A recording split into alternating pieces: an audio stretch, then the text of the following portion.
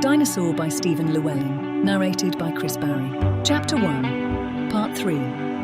Don't forget to like and subscribe or follow to keep up with the latest installments. In the bar and restaurant, so new that no one had yet given it a name, 4 teenagers sat at different tables wondering who would make the first move. Woodsy looked out of a port-side window. He marvelled not only at the stars, but also the endless nebulae, visible without the obscuring haze of atmosphere. It was hard to believe he was here. Everything had happened so quickly. His dad's position had become available, been offered and been accepted.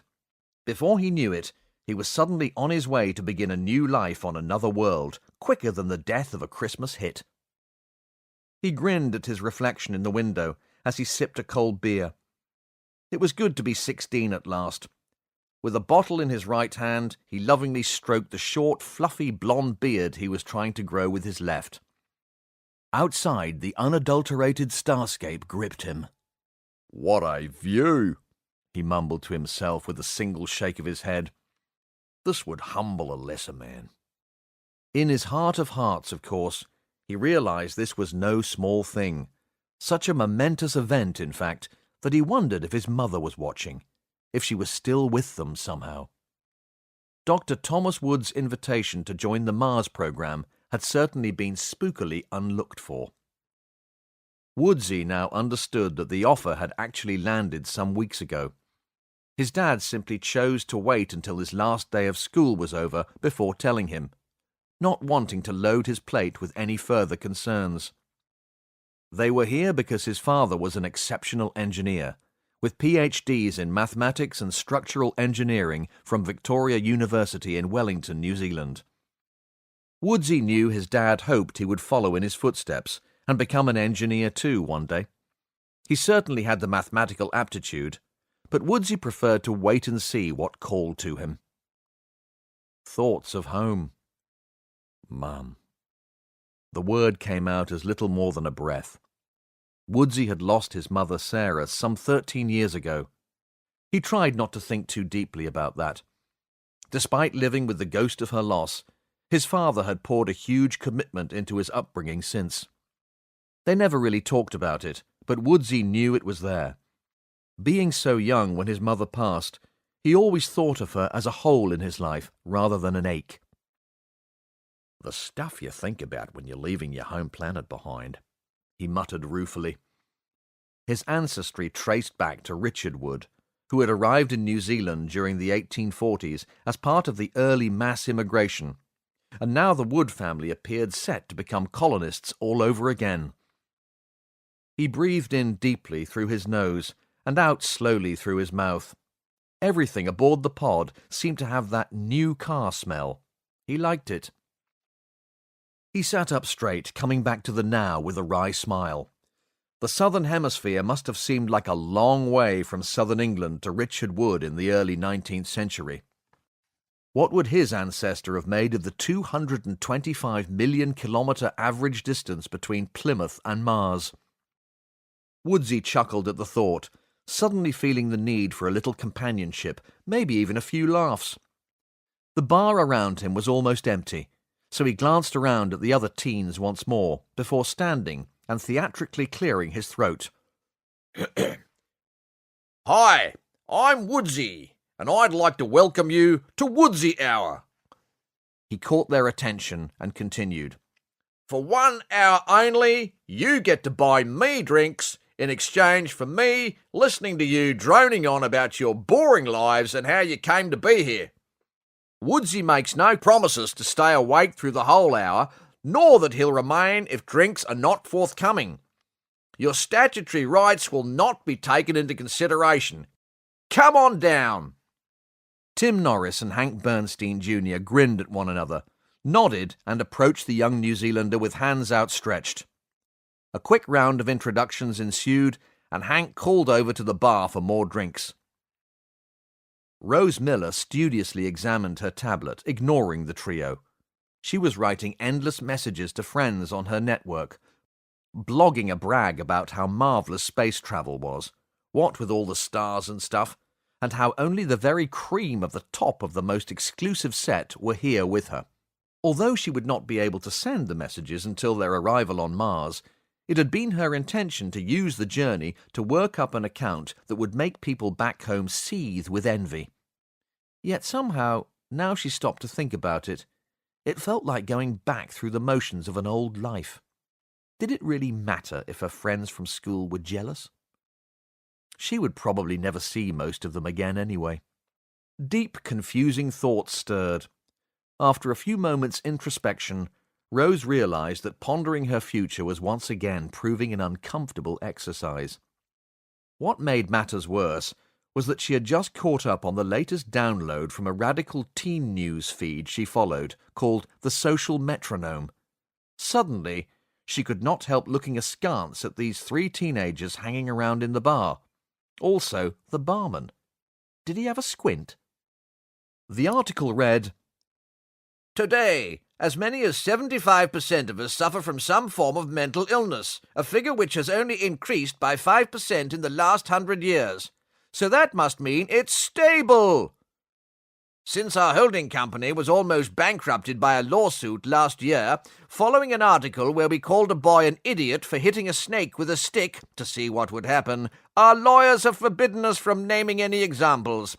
But you all know who you are, don't you? Deep down? Really? So, the world may have gone mad, but somehow humanity is still hanging on by a big fat 25%. That's almost a third, people! Hooray for the humans! Footnote. Unfortunately, the dramatic increase in population during the last century means that statistically you are now much more likely to be murdered by someone that you do not know. In summary, watch yourself. It's all gone bonkers! Footnote number 1. The editor of the Social Metronome, a man named Fasto Legardo, was well known for spending more time in court than at his keyboard. Also for sailing dangerously close to the wind with his topics, choice of reporters, and irreverent editorial style. While he described his version of the news as edgy, his detractors maintained that he simply traded on the age-old truth that the less acceptable the material, the more kids would want to know it. If the subject were really nasty, they might even trouble to read about it. The backbone of his defense during his latest appointment with His Majesty's bench was a claim that his publications encouraged literacy in young people because of this. Legardo was also famous for spearheading the campaign to reintroduce swear words, also known as curse words, back into the dictionary on the grounds that removing them in Common Era 2029 led to the drastic disencouragization of many young children from wanting to learn to read. And anyway, removing them has not made them go away. It has not even reduced their use. It has simply led to them being misspelt on social media. He also rebutted the argument that 4-letter words were now considered 3-letter words simply because people have grown lazier. Rose was appalled by this latest social trend. However, born beautiful, popular and rich, one-upmanship provided her with a comfort of sorts, so she returned to mulling over her explanation of just how select her travelling companions truly were. As her hands hesitated over the keypad, a shout echoed across the mostly empty room. "Hey! Who's the Sheila?" Rose fixed the uncouth youth with a glare intended to spit him alive. "How did you 3 get accepted on this ship?" she asked snootily. "By pure ability, lady. I take it you're a paid seat? Daddy rich, is he? Slip NASA a few beer tokens and she'll be right, eh?" Woodsy retorted. "My father happens to be a genius at science," she blurted, suddenly realizing that she did not really know what Daddy did do, only that what Daddy did do was dull. Or so Lara had always told her. The 3 lads collapsed into laughter, and Rose strode angrily toward the exit. She had never known such treatment. "That went well," Tim noted. "Shh, shh," said Woodsy. "I can see I need to teach you boys a thing or two about the fear of sex." "Oh, this should be good," said Tim. No worries, mate. You see, women are like little birds in the bush," Woodsy explained. "If you go in loud and rough, they fly away." "What, like shouting, 'Hey, who's the Sheila?'" mocked Hank. Dude, that was a blind, the New Zealander expanded. I was flushing her out so she could be corralled this way. Then before she knows it, he closed his hands to a grasping fist. She's mine. Tim laughed, and Hank prompted, Well, go on then. Go and close the gate before she bolts. All right, I will. Woodsy stood up purposefully and marched quickly after Rose. He caught up with her just as she reached the threshold to the corridor. She stepped back inside for a moment, allowing the doors to close again. Hank and Tim couldn't hear what they said, but Rose's face reddened and she looked furious. She suddenly turned her nose up and stormed out. Woodsy looked very sheepish as he wandered back to them. He sat down heavily. Tim, already giggling, asked, Well? I'd rather not talk about it. Hank laughed loudly. Well, why don't you show us how it's done then, genius? Woodsy laid down the gauntlet. Right, replied Hank. So I can look stupid too? I think I'll pass. Woodsy turned to Tim. Don't look at me, he answered. The last time a girl spoke to me was about 2 months ago, and that was in the queue at a coffee stand. Woodsy scratched his chin, studying Tim with curiosity. So what did she say, dude? Tim looked away bashfully. Will you get off my foot? He answered in a small voice. After a couple of heartbeats, Hank threw his head back and laughed until the tears streamed down his face. When he eventually recovered, he admitted quietly, Actually, it's me who's the paid seat. My dad put $200 billion into this program because he wants to sell condos on Mars or something. After the place is terraformed and the land stakes are divvied up, that is. He thinks he'll increase his money exponentially. I suppose he's right. He usually is, I guess. He tailed off. And how did you come to be here, Tim? Woodsy asked. My mum's a microbiologist, a very, very good one. I'm riding her coattails, he answered, with a small, self-deprecating smile. She worked so hard for this, I owe her everything. Woodsy glanced between them, giving both an appraising look. The princeling and the pauper, with himself somewhere in the middle. Well, it doesn't matter how you made it, he said. Only that you made it. What about you? Tim asked in return. My old man's a structural engineer, a pretty good one too. He'd need to be to get on this crew, said Hank, unless he just happened to have a few billion to spread around, he finished darkly. Don't get on with the old man then? Asked Woodsy perceptively. What can I tell you? I only found out I was going to live on Mars a couple of days ago. I wasn't asked or even told about it. No choice. Bang. Thanks, Dad. Woodsy whistled softly. I hardly know anything about what we're doing on Mars, other than slogans and the broad strokes, continued Hank. You guys have parents who are scientists. What can you tell me? Well, to tell you the truth, replied Woodsy, my dad was one of the last people to be employed on the project, so I don't know a huge amount myself, other than what's in the news feeds and the bits I've picked up on the ship. They both looked at Tim, who reddened. I know a bit about it, he confessed awkwardly. My mum worked so hard to be here, I thought the least I could do was take an interest. To be honest, though, our efforts on Mars are fascinating. Would you like a bedtime story? Tim ostentatiously checked the level in his almost empty bottle. Subtle, Woodsy noted. He grinned appreciatively and ordered another round. The bartender brought 3 bottles over to the young men. Well, asked the New Zealander, there's your payment. Where's me story? Tim lubricated his throat and began. The first stage was simple in principle, but required a gargantuan, not to mention astonishingly complex and expensive effort to bring about. It involved kickstarting the static and partially frozen core with a planet-wide series of huge explosions. These detonations were created by ordnance being drilled deep into the planet to begin a super-enormous chain reaction, igniting the core and getting it spinning again. Nukes? Asked Hank. Big ones, agreed Tim. A decade later, Mars began to stabilize. After the planet-wide shockwave and hundreds of massive volcanic eruptions, the magnetosphere began to re-establish itself.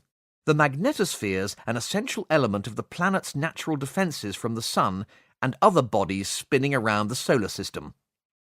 Phase 2 saw the construction of carbon dioxide plants on the surface of Mars to belch out greenhouse gases, further augmenting the effects of volcanicity in the atmosphere. What the scientists wanted to do was trap heat and bind it to the planet until a constant and reliable atmospheric temperature could be maintained. All this effort and work was designed to replicate the beginnings of our own world. Tim paused for thought there. I suppose I should say Earth now, as our own world will soon be Mars. He stopped with his bottle halfway to his mouth. Have you considered that? I mean, really thought about it? The three took a moment to let Tim's point sink in. Eventually, Woodsy spoke. Do you know you talk like a textbook, dude? Hank snorted his beer, and Tim laughed in spite of himself. You asked for a story.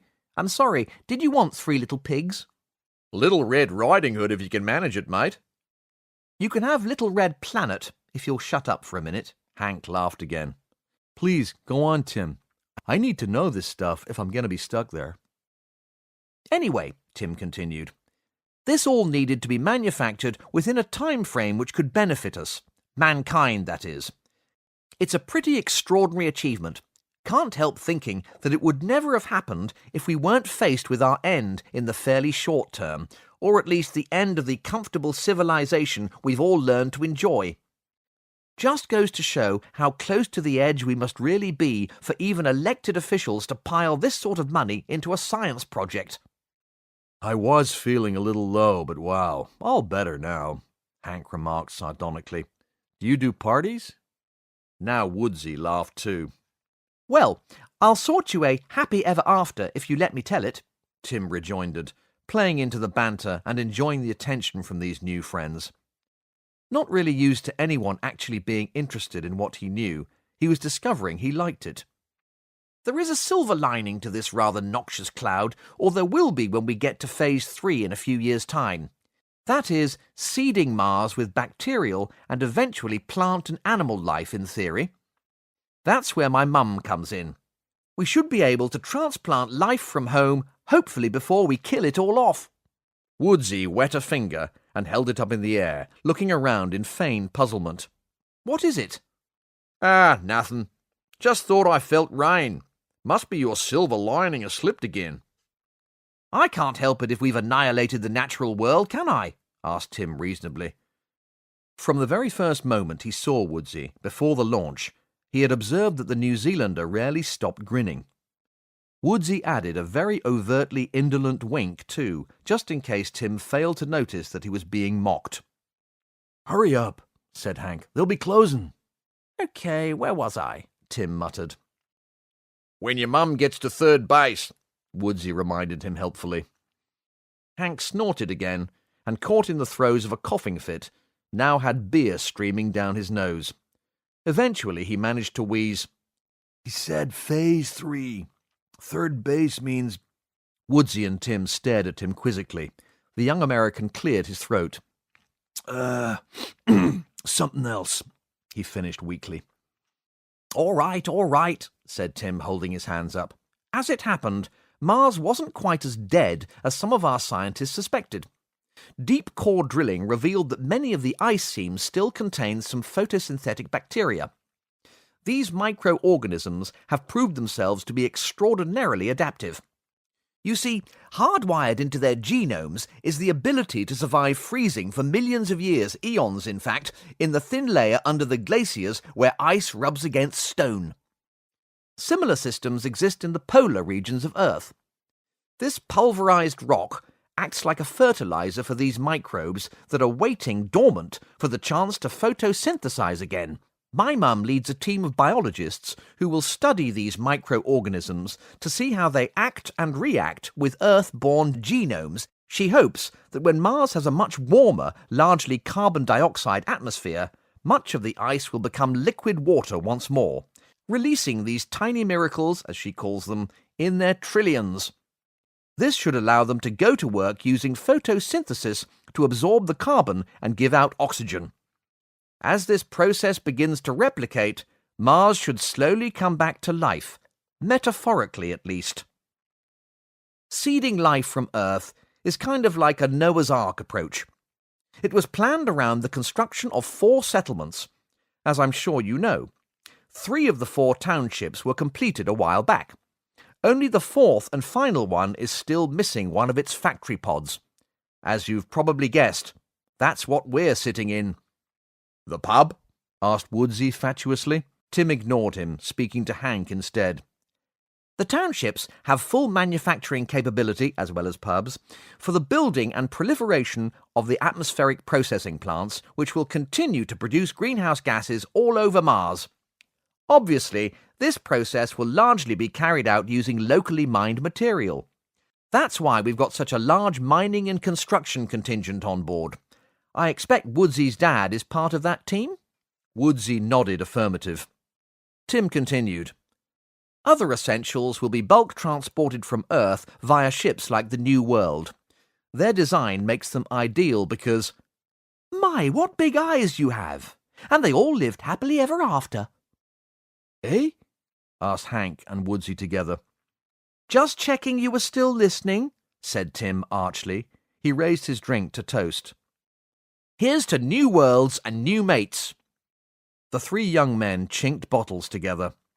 "Cheers," said Tim and Hank together. "To Woodsy," said Woodsy simultaneously, making the others laugh again. "And to new brews. I need another drink after that load, dude." "You liked it?" asked Tim. "It was a hell of a story, mate. Pithy," the New Zealander added sarcastically. "Shame about the pigs, though." "Hey?" "That's right. When we get to Mars, I'm calling dibs on the house made of bricks in case there are any big bad space monsters there. We've all seen the movies." They continued to laugh until a thought struck Tim. "Ooh, talking of monsters, I got a movie I made when I was at school, which you might think is cool. It's got blood and guts, the lot." He pulled his personal comm from a pocket and folded the screen out to the size of a small monitor, standing it in the middle of the table. "Is there any nudity?" asked Woodsy. Tim looked up, searching for the answer. "Technically, yes," he replied truthfully. "However, I'm guessing you're thinking of a different kind of movie." Wrapped up in their own little world, the teenagers turned in surprise when a man in his early 40s approached them bearing a tray full of bottled beers. "G'day, lads. I thought I might find you in here." "Dad!" Woodsy cried, pulling up another seat. "Good of you to open the gate with your knee. I'd better take those cold ones off your hands." Setting everyone up with a couple of bottles, he dropped the tray on an empty table. Thomas nodded to the teenagers as he took the proffered seat. "Just thought I'd see how you were getting on. I've only got time for a quick stubby. You going to introduce me to your mates?" "Sweet as. Pity you missed the recital." "Recital?" "Yeah, lads, this is me dad. Dad, these are me mates, chapter and verse. They go on a bit, and one of them has a tendency to leak beer from his nostrils. And on that note, fellas, I need to go and powder me nose. Tim, you better hold that movie, unless you want to pipe it through to the dunny." Dinosaur, written by Stephen Llewelyn and performed by Chris Barrie. New installments uploaded each week. Subscribe for more. Visit the link in the description for free New World companion stories, available for download as ebooks.